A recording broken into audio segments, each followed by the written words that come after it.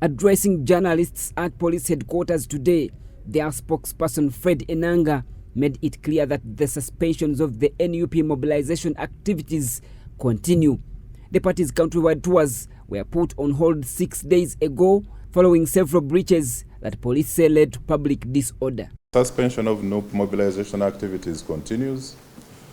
As you're aware, today marks the 6th day into the suspension of NUP mobilization activities following several breaches of guidelines that led to public disorder, traffic disruptions and delays, loss of business, malicious damage to property, and dangerous driving that caused death and injuries to a number of fans. Enanga went on to warn the opposition party against abusing and defying the police's decision to suspend the national mobilization tours.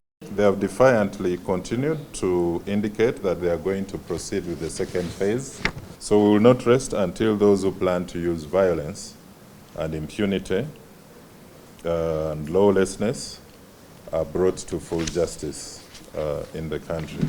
Enanga says that although NUP party heads say that their mobilization tours were of no trouble to the community, police received information that the opposition members had planned to confront police, which would lead to disruptions of normal flow of events. We had credible intelligence that they were determined to confront police and attract ugly scenes, which would lead to disruption of the unregulated processions and cause significant risk to the public.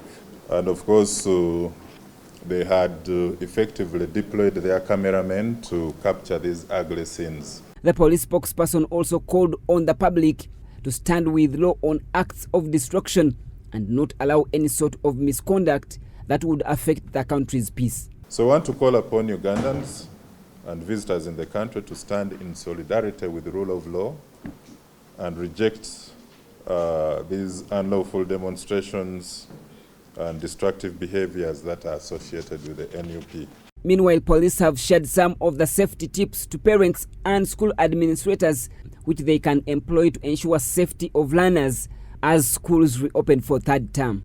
We encourage all school administrators to start by reviewing their security emergency preparations. This includes the visitor procedures and how to access school buildings, especially in high priority areas. I also recommend that all children are examined upon their return to school for any signs of child abuse during their holiday. Students are also advised to take taxis and bodabodas from recognized stages.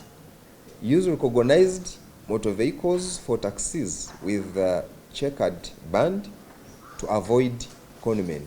Do not board a tinted vehicle or a strange vehicle. Take note of the registration number of the taxi or boda before you use it.